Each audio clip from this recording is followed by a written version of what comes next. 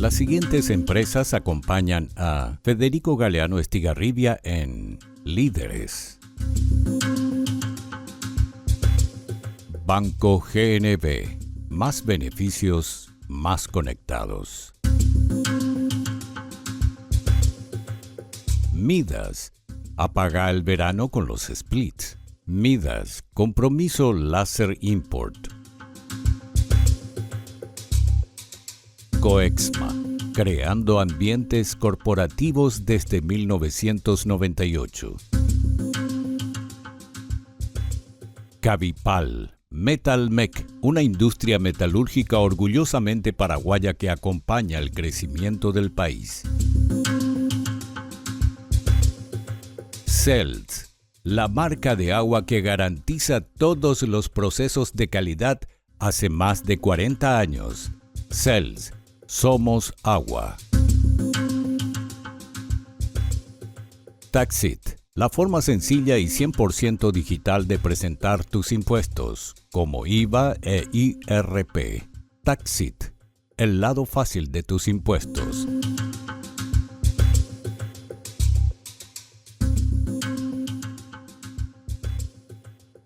Señores, buenas noches. Soy Federico Galeano Estigarribia. Bienvenidos a Líderes. En el programa de esta noche, el líder invitado es el señor Jorge Torres, periodista.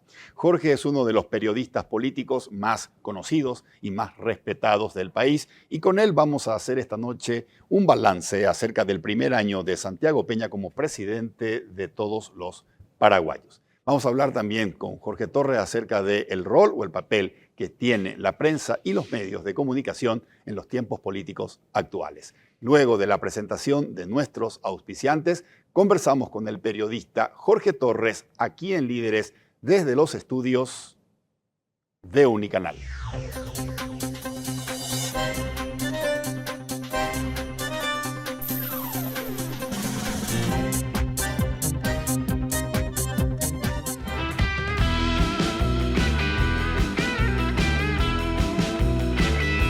Las tarjetas de crédito del Banco GNB vienen cargadas de más beneficios para disfrutar todos los días. Solicita la tuya acercándote a una sucursal o comunícate con nosotros al 417-6000.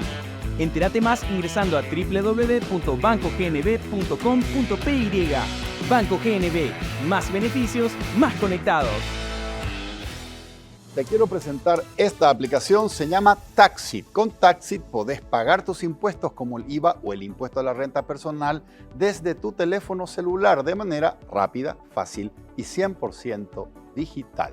Pero Taxit no solo te sirve para presentar tus impuestos y conocer el estado de los mismos, también te permite llevar un registro de tus ingresos, de tus egresos y pone a tu disposición a un equipo de analistas para responder tus consultas. Baja la aplicación de Taxit o ingresa a www.taxit.com.py. Taxit, el lado fácil de tus impuestos. En un minuto conversamos con el señor Jorge Torres, aquí en Líderes. Ir al sauna está bien, pero que tu casa sea un sauna, no.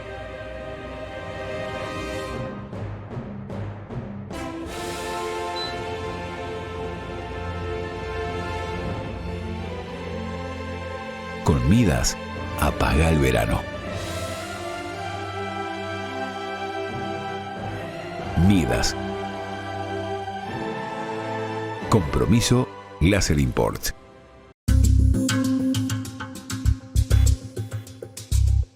Ya estamos en compañía del señor Jorge Torres. Jorge, buenas noches. Muchas gracias por aceptar la invitación y compartir esta mesa. Gracias a vos, Federico, por la invitación. Un placer. Tengo muy buenos comentarios. Estaba hablando esta tarde con un amigo que estuvo ya acá invitado y me dijo, buen nivel de programa, buenas preguntas y muy interesante. Gracias, y comparto. Jorge. Muchas gracias. Muchas gracias. Jorge, empecemos hablando del primer año cumplido de Santiago Peña como presidente de todos los paraguayos. ¿Cuál es tu balance? ¿Cuáles son los goles marcados y si hubo goles en contra o goles errados? Yo veo cuestiones muy positivas porque los números no mienten. la manera más objetiva de medir resultados son los números. Y a partir de ahí expongo un par de situaciones. He charlado en algunos espacios periodísticos con la ministra de Obras Públicas y Comunicaciones. Un aspecto: han aumentado los niveles de recaudación en los peajes 3.500 millones de guaraníes más. Entonces yo digo, ¿por qué ahora sí, antes no? Titular de la CONAXAR, hablamos también con él, me dijo, aumentaron las recaudaciones, 2.500 millones. Y yo le pregunto, ¿hubo nuevas licencias, concesiones de juego de azar? No, mejoramos los niveles de control. Óscar Orué, director nacional de ingresos tributarios. Cuando se da la fusión de la Subsecretaría de Estado de Tributación y la Dirección Nacional de Aduana, el ministro de Economía le dice una meta, 400 millones de dólares para el 2025. 6 meses de la fusión ya alcanzaron la meta. Hoy están 720. 400 millones de dólares por encima de lo recaudado. Más de lo que ya se venía recaudando. Hoy están en 720 millones de dólares.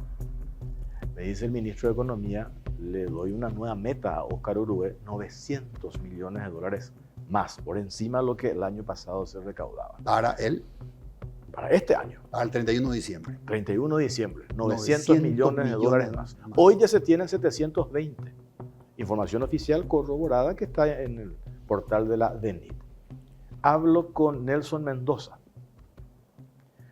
titular de la DINAC, 10 millones de dólares de superávit. Y le digo, ¿vinieron nuevas aerolíneas? No, sistemas de control. Entonces, ahí te nombré 4 instituciones. Sí. Entonces, la pregunta es ¿por qué ahora sí, antes no? Y esto tiene mucho que ver con la bajada de línea de la cabeza de quien está en función de poder. Y ahí se dieron señales muy importantes. Por un lado están estos números económicos, Sí. que sirven después, ya sabemos, cuando mejoramos los niveles de recaudación, ¿en qué se traducen? Y después el componente social. ¿Y cuál es el componente social? Un aspecto, hablábamos con Baruja.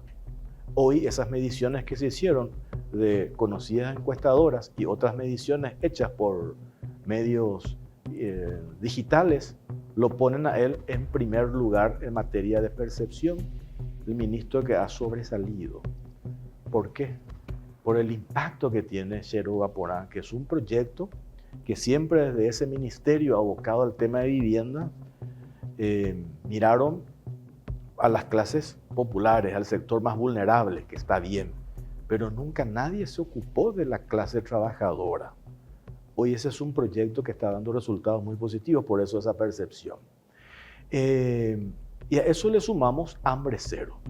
Nosotros en la mayoría de nuestros espacios periodísticos hemos encarado lo mal que se ha manejado 10 años FONACIDE.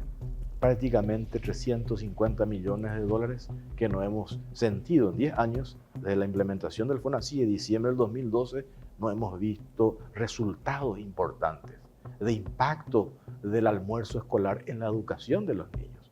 Por eso hoy le escuchamos al ministro Luis Fernando Bahí Ramírez decir, seguimos figurando en las mediciones que se hacen a nivel internacional, Paraguay en el último lugar.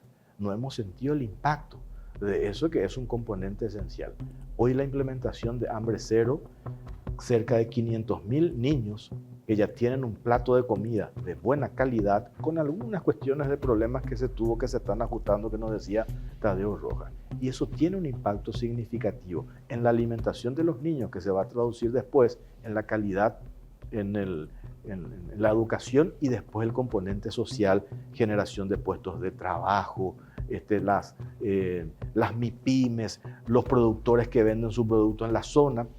Yo decía el otro día, ¿cómo se entiende que en Alto Paraná hay en la zona de Campo 9, la capital de la leche, las escuelas lleven la leche para el almuerzo escolar, para la merienda escolar de un municipio distante, de Central llevado? ¿Cómo se entiende eso? Entonces, esas correcciones que hoy se están haciendo. Hablamos de debilidades, claro que hablamos de debilidades. ¿Dónde tenemos una debilidad? En materia de seguridad. Materia de seguridad, y eso también tiene una explicación. Nos hablan la precariedad en materia presupuestaria. En su mensaje al Parlamento, el 1 de julio pasado, el presidente habló de una inversión de $500 millones. Necesitamos ver esas inversiones en materia de seguridad. Estamos en el día a día de la gente. Y también en el tema salud. ¿Tenemos deficiencias? Tenemos. ¿Cómo se expone eso? Lo que pasó con los enfermos oncológicos. Exacto. No hay argumento que valga cuando le hemos visto a un par de enfermos con cáncer encadenándose frente al Ministerio de Salud. Ahí no hay excusa, Federico. Ahí estamos aplazados. Entonces necesitamos revertir de manera urgente. Eso así a grosso modo. Ok, perfecto. Este tema, Jorge, de 720 millones de dólares más en el mismo periodo que el año anterior. Eso es Dirección Nacional de Ingresos Tributarios. Sí.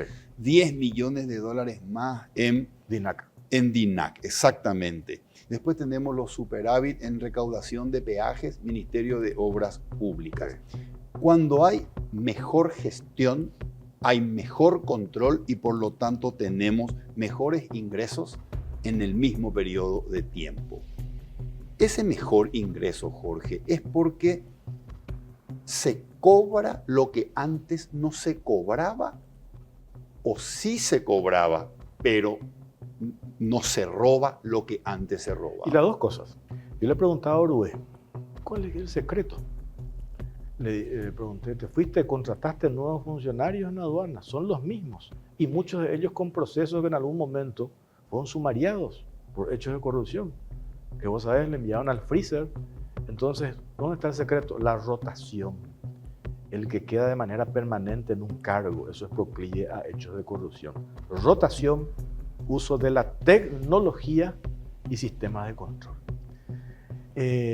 Entonces yo digo, por supuesto, mejoraron el trabajo para mejorar la recaudación, pero yo no tengo ninguna duda de que anteriormente se quedaban con parte de ese dinero. Se robaba, se llevaban.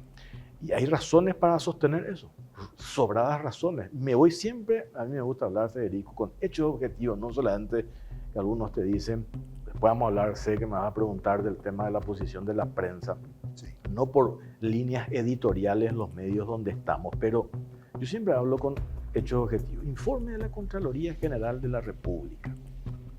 Caso de las empresas de Mario Abdo Benítez. Y ahí tenés dos hechos muy importantes que grafican lo que sucede. La Contraloría hace un análisis de la declaración jurada del expresidente Mario Abdo Benítez, hace lo que se llama el examen de correspondencia. Para poder avanzar en concluir si existe correspondencia entre lo que él presentó cuando entró a la presidencia y cuando salió, hace una serie de diligencias. Y encontraron, por ejemplo, que sus dos empresas, Aldía S.A. y Createc S.A., generaron utilidades por valor de 44 millones de dólares, pero no figuran en su declaración jurada. ¿Por qué no figuran en su declaración jurada? Fueron a parar a reservas operativas. ¿Es un recurso válido de la empresa? Es un recurso válido. Se hace generalmente eso. ¿Dónde está el problema? En dos partes. La ley establece cómo se tienen que distribuir las reservas operativas, que tienen que constar en las actas de asamblea. Nosotros ya tuvimos acceso a las actas de asamblea. No figura cómo se distribuyeron las reservas operativas.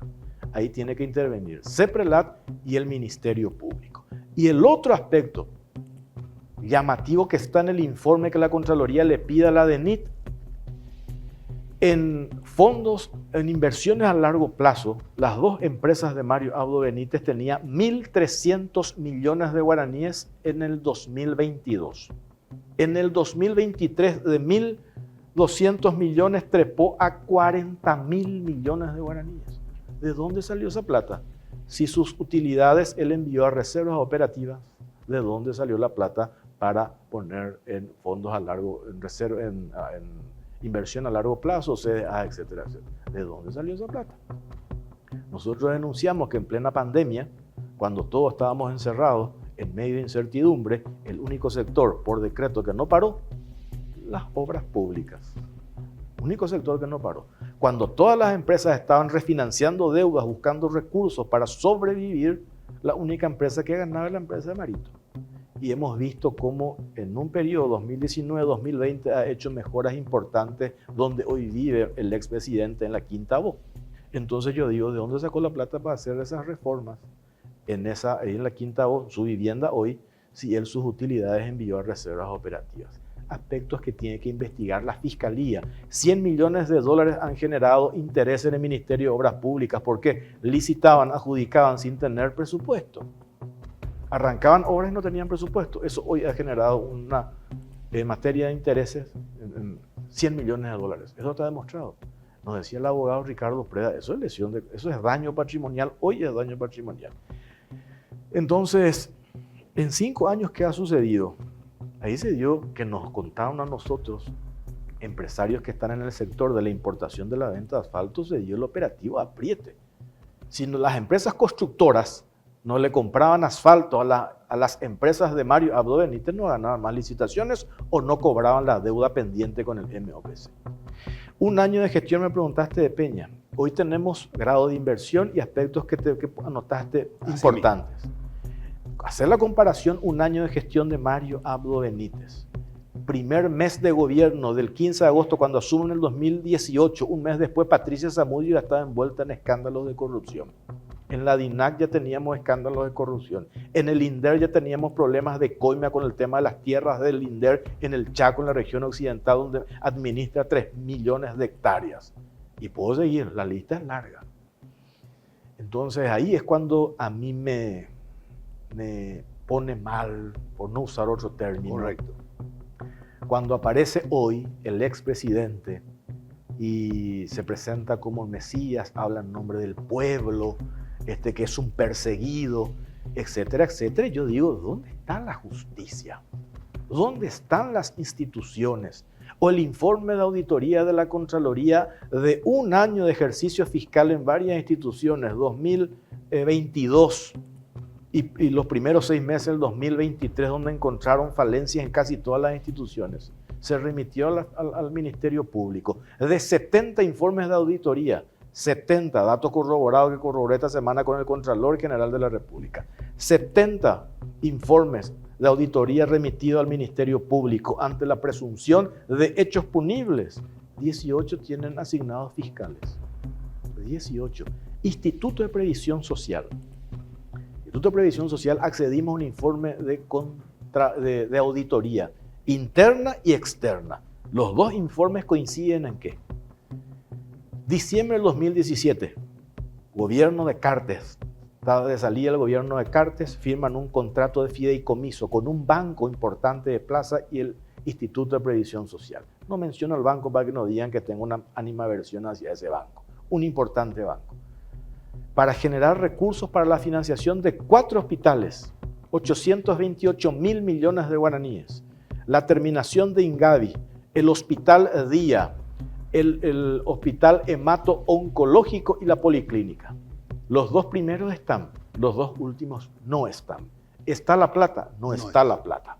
¿Y está el Hospital Hemato-Oncológico? No está el Hospital Hemato-Oncológico. La crisis que te hablaba recién del problema de salud, datos proporcionados por Santiago García, viceministro de Salud, el 30% de los pacientes oncológicos que van al INCAM, 30% son asegurados del IPS.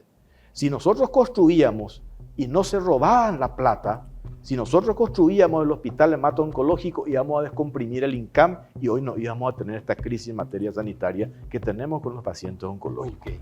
Porque permíteme una pregunta.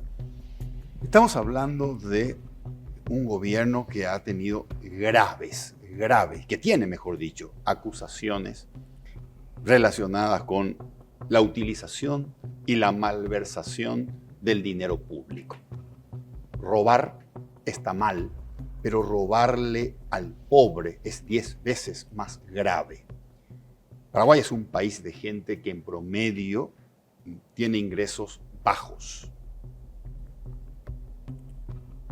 Y el presidente Mario Abdo ha cometido estos gravísimos hechos que me estás mencionando, el enriquecimiento personal disfrazado de que yo ya no estoy en esa empresa, etcétera, etcétera, a partir del presupuesto del Ministerio de Obras Públicas y Comunicaciones, a partir del apriete a empresas constructoras y para la venta de asfalto. Exactamente. Te pregunto, Jorge, ¿por qué crees que el embajador norteamericano, Oxfield, o el gobierno de Estados Unidos se abraza con una persona con semejante nivel de acusación? Ese dinero corresponde a un pueblo al que los números hoy le determinan como un pueblo con un nivel de ingresos promedio anual bajo. Por supuesto que eso no significa que robar al que tiene mucho dinero está bien, pero meter la mano allí ante un pueblo que tiene enfermos de cáncer encadenados para recibir el medicamento es realmente repugnante. ¿Por qué el Estados Unidos dice, me abrazo con un presidente con semejantes acusaciones, pero después elevo el dedo acusador a otros? Interés político. Político, no es económico. ¿Político en qué sentido? ¿Cuáles son las señales para sostener que es una cuestión política? Este embajador, o el embajador, teniendo siempre el respeto, que yo trato de a veces uno quiere desbordarse, no es mi estilo, viene con una hoja de ruta. El embajador abraza una causa que tiene que ver con su opción, sí, que respetamos, pero eso no está en tela de juicio. Pues él viene con una agenda bajo el brazo. Él opera para que se dé la alternancia, abiertamente. El expresidente Abdo dijo, no le tenemos que tener miedo a la alternancia. Abiertamente, y eso se lo dijo Santiago Peña en la primera reunión que tuvo después de haber asumido el 15 de agosto del año pasado en su casa con el embajador Ociel. Le hace un reclamo que se leyó que hubo una abierta injerencia de los Estados Unidos a través de la embajada en los asuntos internos. Ellos querían la alternancia. ¿Por qué? Principalmente porque el Partido Colorado es un partido conservador que defiende las raíces tradicionales del Paraguay. Del otro lado están los considerados, para ponerlos para no entrar en el detalle, progresistas, que coincidían con esa agenda de la causa ideológica que abraza el embajador. En esa línea de buscar la alternancia, como si fuese que la alternancia no sé dónde está, que sí o sí se tiene que dar, no está en nuestra Constitución Nacional eso. Ellos empiezan a congeniar con el gobierno de turno, Mario Abdo Benítez, queriendo desprenderse de su enemigo político. Es un enemigo político, Horacio Cartes. Exacto. Y a partir de allí, nos lo decimos nosotros, Eduardo Peta, ex ministro de Educación, en un programa de televisión confiesa. El presidente Mario Abdo Benítez, dice Peta, recluta a 5 ex fiscales no colorados y le pone en cargos importantes clave. Ministerio del Interior, Senat, Anticorrupción, CEPRELAT y otra, inclusive en anticontrabando, donde estaba Fuster. Con un único objetivo, dice Eduardo Peta, perseguir a Cartes. Y ahí es donde uno dice, ¿cuál es el problema de si hay razones para perseguir a Cartes? El problema es que ellos han utilizado esas instituciones, descuidando la función natural de esas instituciones y se dedicaron a buscar algo para joderle a Cartes, al enemigo político de Abdo y al grupo y a las empresas de Cartes. No han encontrado mayores elementos. Entonces, a partir de ello, utilizan información privilegiada que contaron y que accedieron en CEPRELAT y elaboran un informe de inteligencia financiera. Y el problema de ese informe de inteligencia financiera de CEPRELAT no es la filtración. Nosotros los periodistas, no, yo me froto las manos cuando llega en mi poder una filtración. El problema no es la filtración nomás. El problema es que el contenido de esa filtración es fraguado, adulterado y mentiroso. ¿Por qué sostengo esto? Por ejemplo, este canal, Unicanal, dice en una parte del informe que compraba cigarrillos de Tabesa. Falso. Era un préstamo que daba la empresa Tabesa. La señora Sara Cartes le compraba cigarrillos a Tabesa. Falso. Préstamo intercompany, que le llaman, que se hace habitualmente entre las empresas. Esa es una operación natural. Entonces, ahí ya te da la pauta del componente fraguado del informe de inteligencia. Y cuando viene un alto funcionario de los Estados Unidos, el año antepasado, entrevistado por el diario ABC Color, le preguntan cuáles fueron los elementos que tuvieron en cuenta para tomar la decisión de las sanciones. Y este alto funcionario de apellido Richardson menciona 2 elementos: fuentes abiertas, publicaciones periodísticas y fuentes oficiales. Fuentes oficiales, CEPRELAC. Y en una parte del informe que se filtró a la prensa de CEPRELAC dice información espontánea que le envían a su par en Estados Unidos. ¿Qué quiere decir información espontánea? Que la FinCEN de Estados Unidos, que es la par de la CEPRELAC, no le pide, le envía por si te sirva.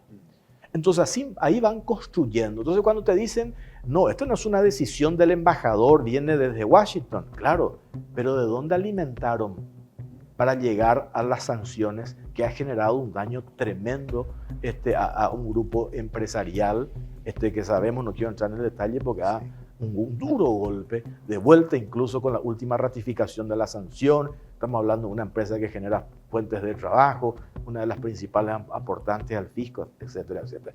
Ahí se da esa alianza.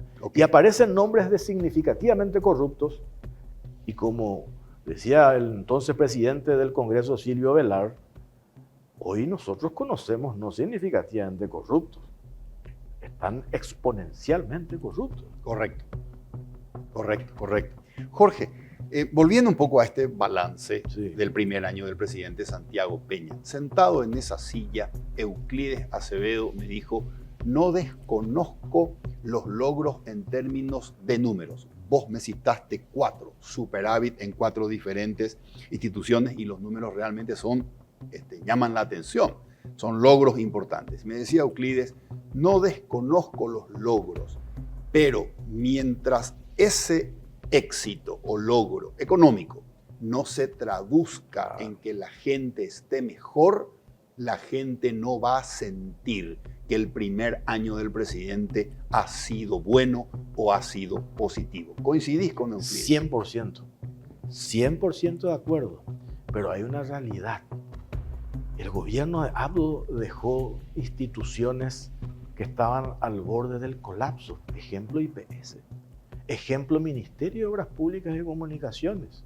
$400 millones de deuda con las empresas constructoras, que tuvieron que hacer un rediseño, emisión de bonos para poder saldar esa deuda.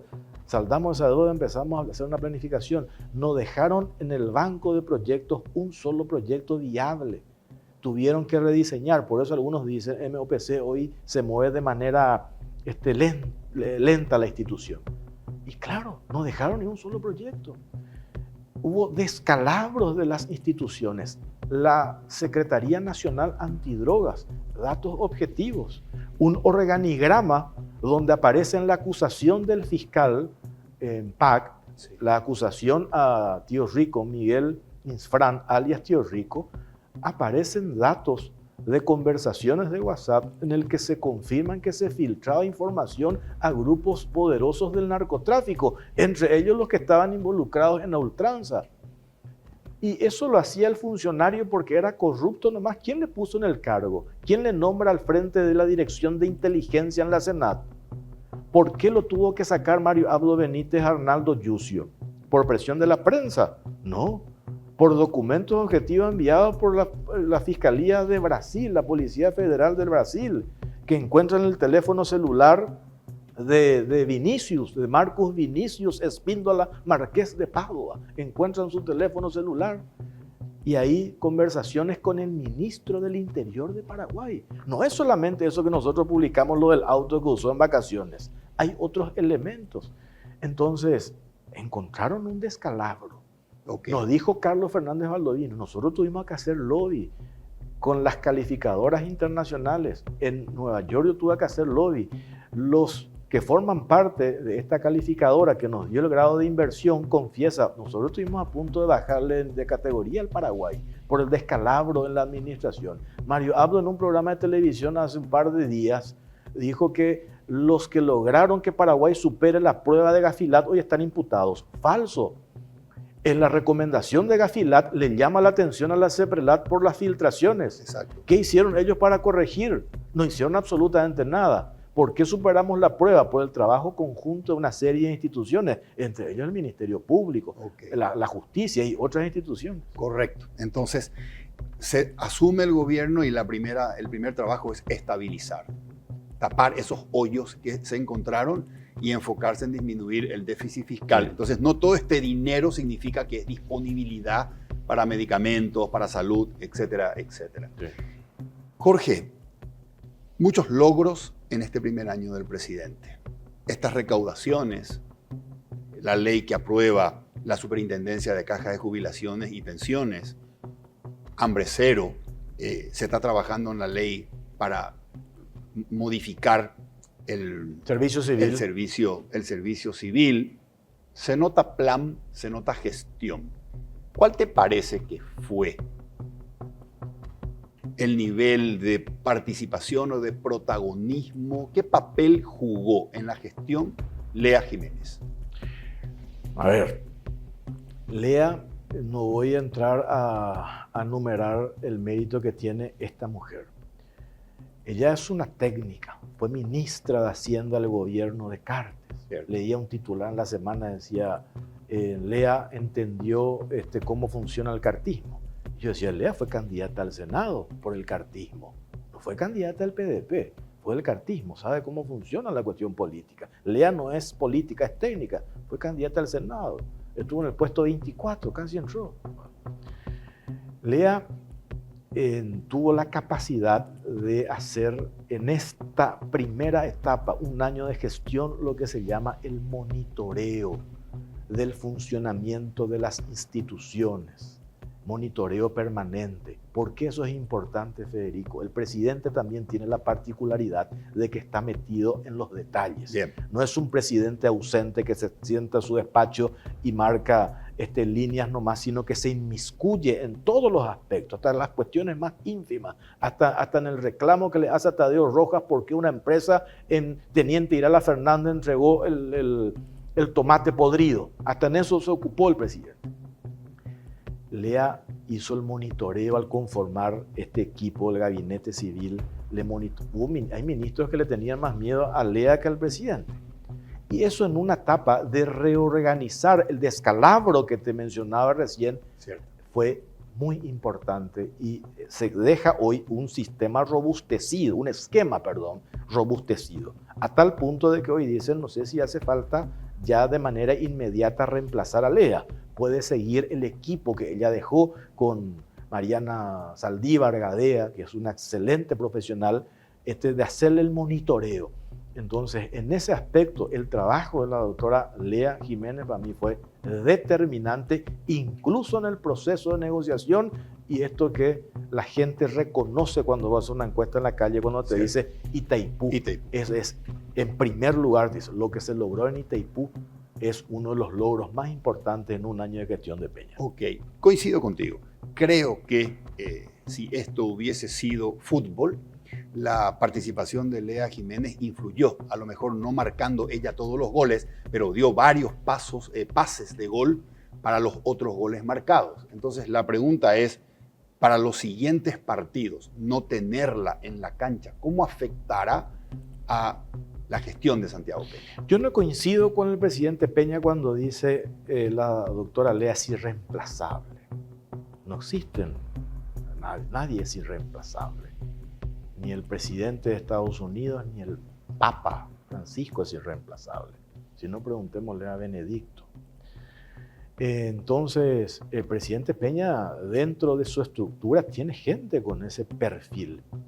Lo que sí es real también es que 5 años, podemos discutir en otro momento. Yo estoy de acuerdo. Ojalá que no se use esto, que el periodista identificado con el cartismo habla de reelección. Yo siempre sostuve que estoy de acuerdo con la reelección. una vez. 5 años, un año ya pasó. Sí. Queda 1 año y medio en puridad. Después viene el internismo. Sí. Esta semana ya aparece el equipo de Añetete ya hablando, recomponiendo. Mario Abdo Benítez con una ambulancia recogiendo los enfermos, los caídos que no formaron parte del gobierno. Bueno, tiene 1 año y medio.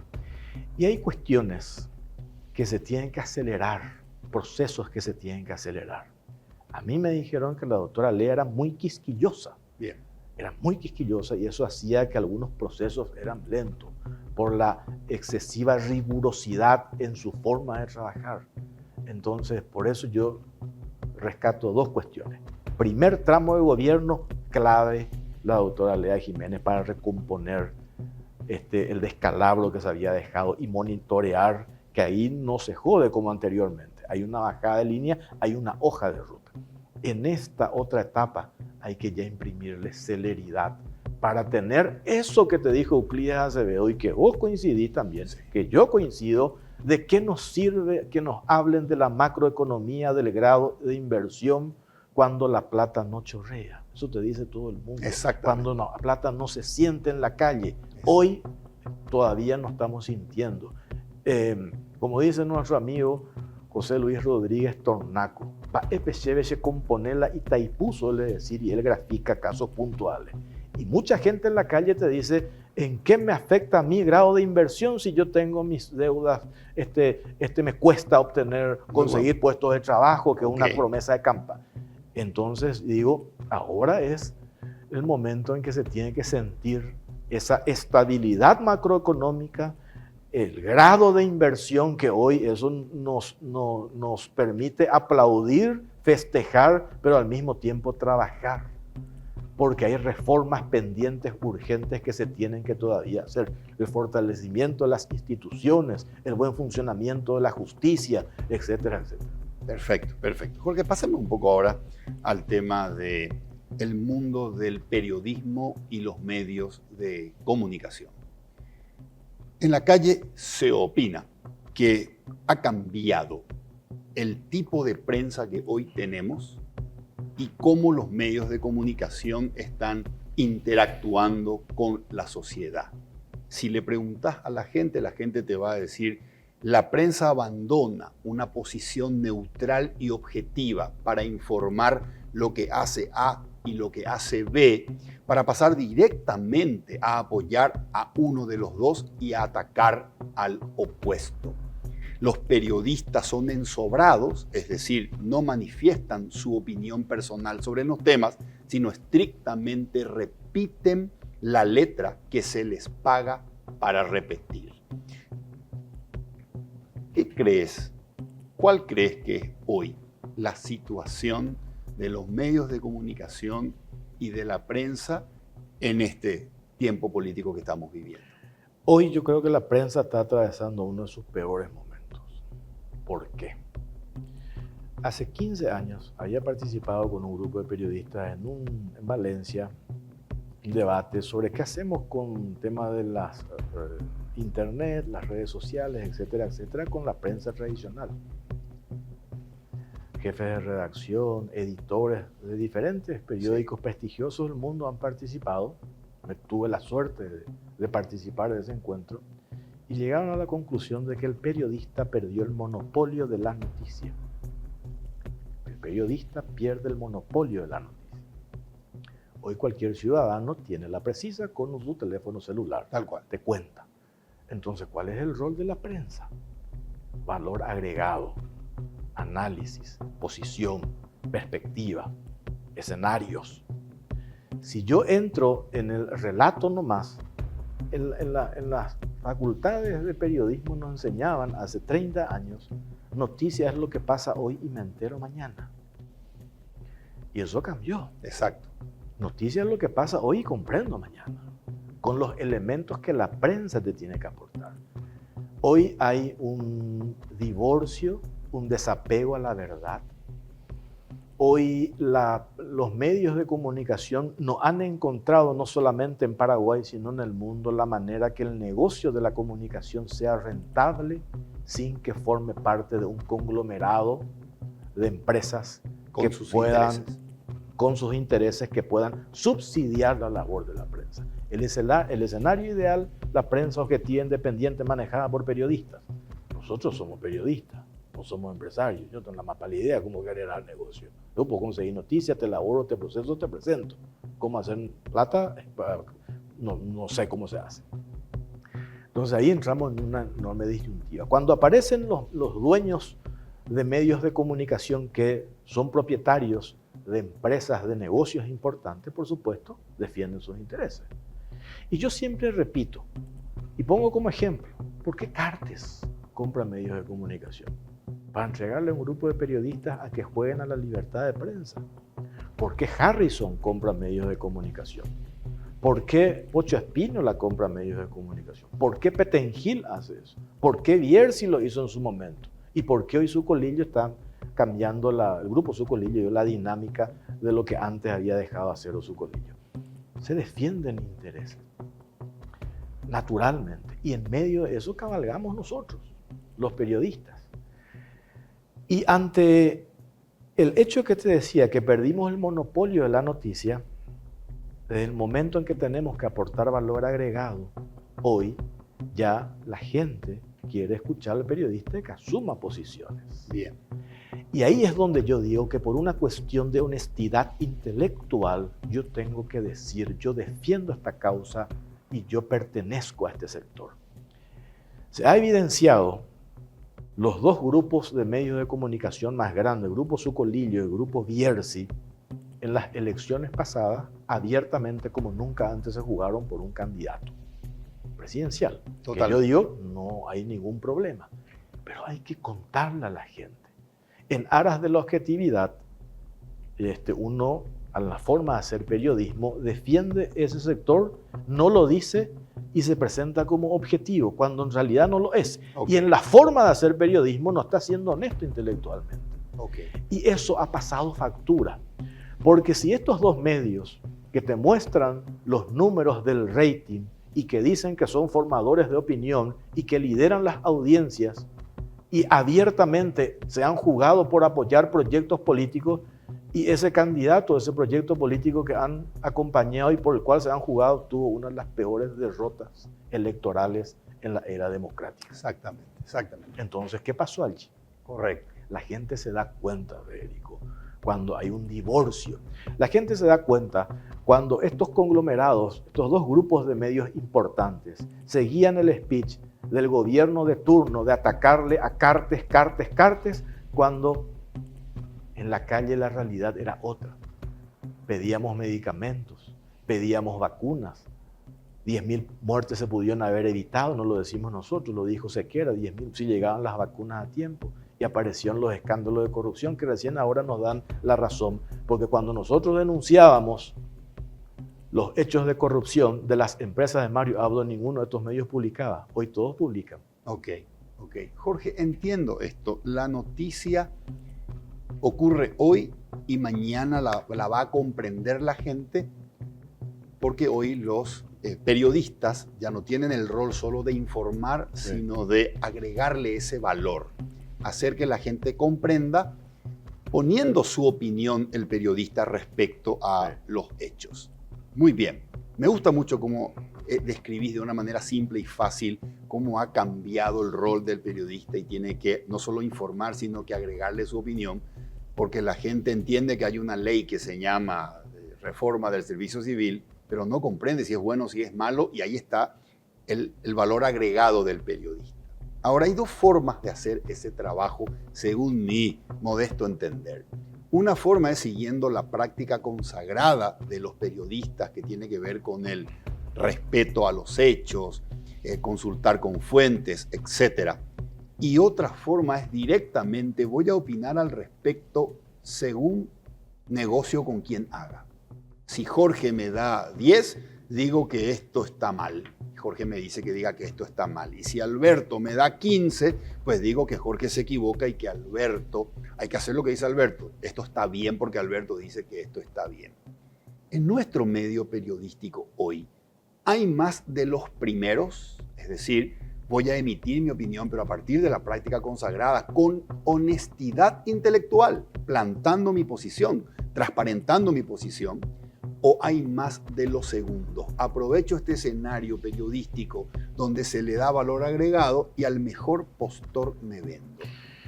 Bueno, ese escenario a mí no me consta, pero la prensa en general y los periodistas en particular no están exentos del germen de la corrupción. ¿Sí? Hay corrupción en todos los niveles, también hay corrupción en la prensa. Yo siempre repito, la única ética que para mí importa es tu compromiso con la verdad. El resto, porque me dijeron, sí, pero a vos te pasó la información fulano. ¿Cuál es el problema? ¿Cuál es el problema? Que hasta, como es que un colega decía, ¿cuál es el problema si Jack el Destripador me denuncia un crimen? Yo tengo el deber, en mi oficio periodístico, de corroborar si es verdad o no. Entonces yo digo, la única ética de un periodista es el compromiso con la verdad. Y nosotros podemos equivocarnos, Federico. Yo me he equivocado varias veces. El problema muchas veces es que no asumimos ese error. No asumimos ese error. Porque yo no sé de dónde salió esta historia que hace un par de meses a mí me ha convocado el Ministerio Público por una denuncia que habíamos hecho en uno de nuestros espacios, en este canal, La Caja Negra. Convoca al Ministerio Público. Pues yo no, ante la convocatoria del Ministerio Público, yo no digo esto es un amedrentamiento a la prensa. Yo no digo esto me quieren silenciar. Acudo al requerimiento de la justicia y le escucho al fiscal que está del otro lado y me hace una serie de preguntas. Cuando me aborda sobre una cuestión que tiene que ver con mis fuentes, yo invoco un artículo constitucional.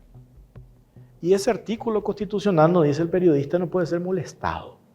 El periodista no puede ser obligado a revelar su fuente. Pero nos dice puede ser molestado. Entonces yo no sé de dónde salió cuando hay la fiscalía le convoca a unos periodistas, entonces no hay problema. Entonces yo no sé de dónde salió esta historia de que hay colegas que dicen que a ellos no se les puede molestar.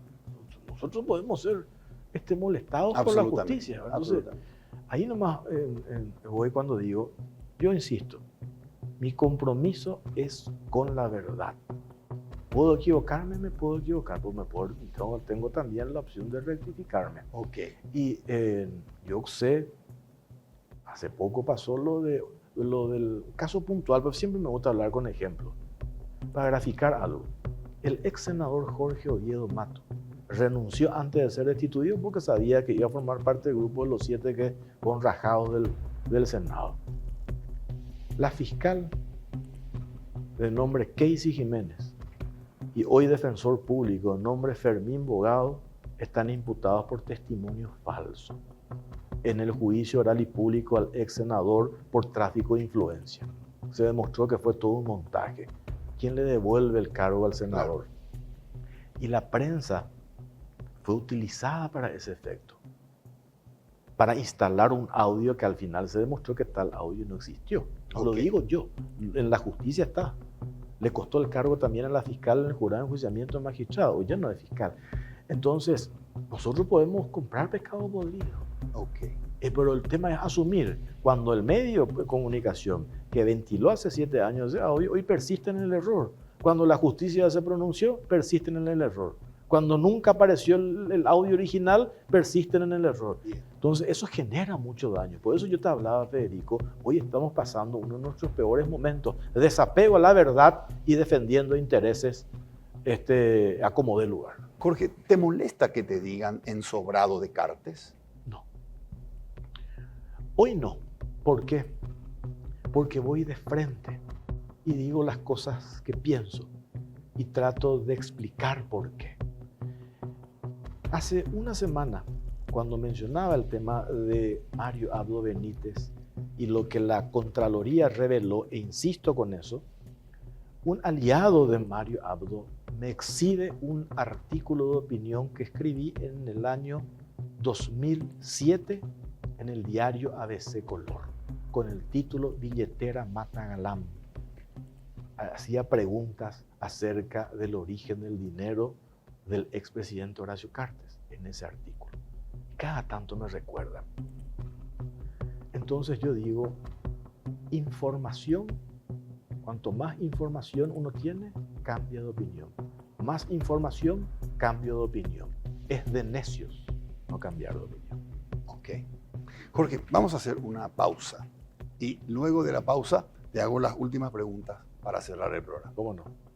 Vamos a hacer una pausa y luego retornamos para cerrar el programa con el periodista Jorge Torres, pero antes permítanme comentarles que ahora las tarjetas de crédito del Banco GNB están cargadas de más beneficios, más experiencias y más descuentos todos los días. Solicita tu tarjeta de crédito del Banco GNB en cualquiera de sus sucursales o llamando al call center 021-417-6000. Banco GNB, más beneficios, más conectados. Hacemos la pausa y en 2 minutos cerramos el programa con el señor Jorge Torres.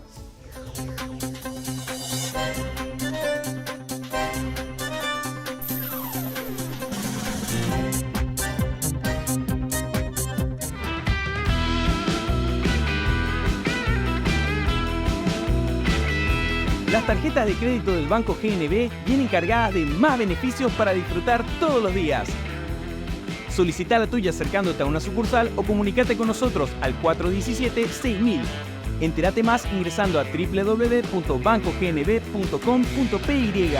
Banco GNB, más beneficios, más conectados. Ir al sauna está bien, pero que tu oficina sea un sauna, no.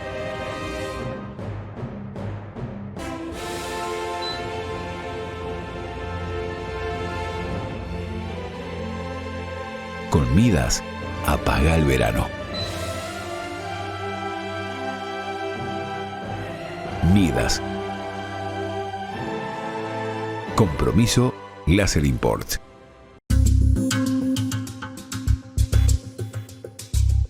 Continuamos con el señor Jorge Torres. Jorge, ¿quién sos? Paraguayo, amo mi país. Enfermo de la puntualidad.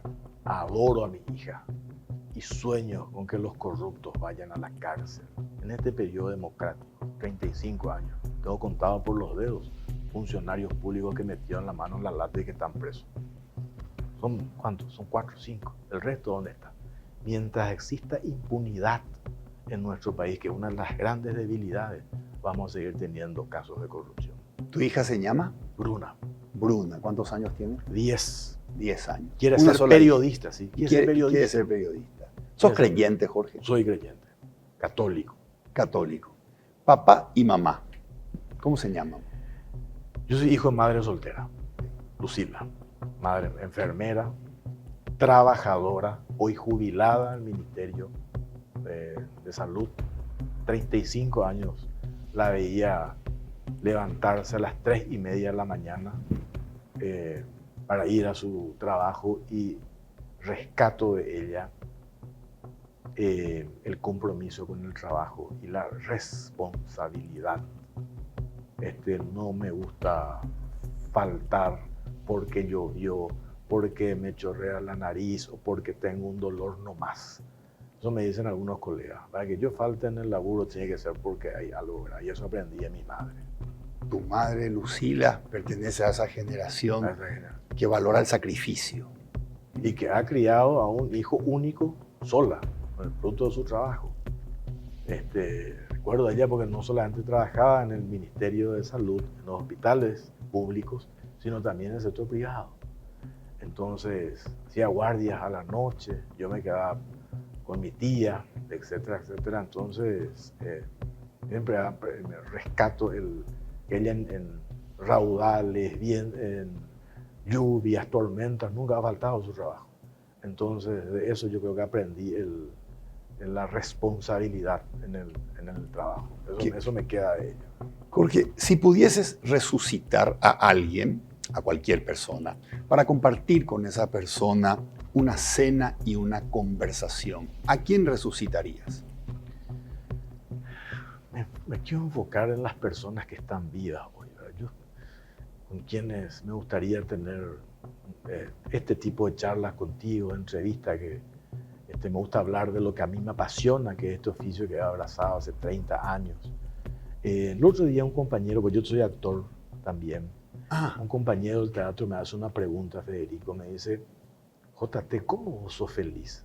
Estábamos ensayando una obra, Hemingway, hicimos hace poco en el teatro, o sea, hace 2 años ya en realidad en el teatro, en el Arlequín Teatro, con Pablo Ardizone, nada más y nada menos que la vida de Hemingway.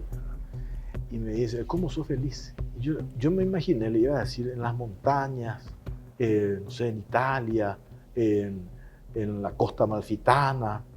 Pensé en decirle eso, ¿verdad? Pero me imaginé el concepto de felicidad. Y después pensé y le dije, ¿sabes dónde soy feliz?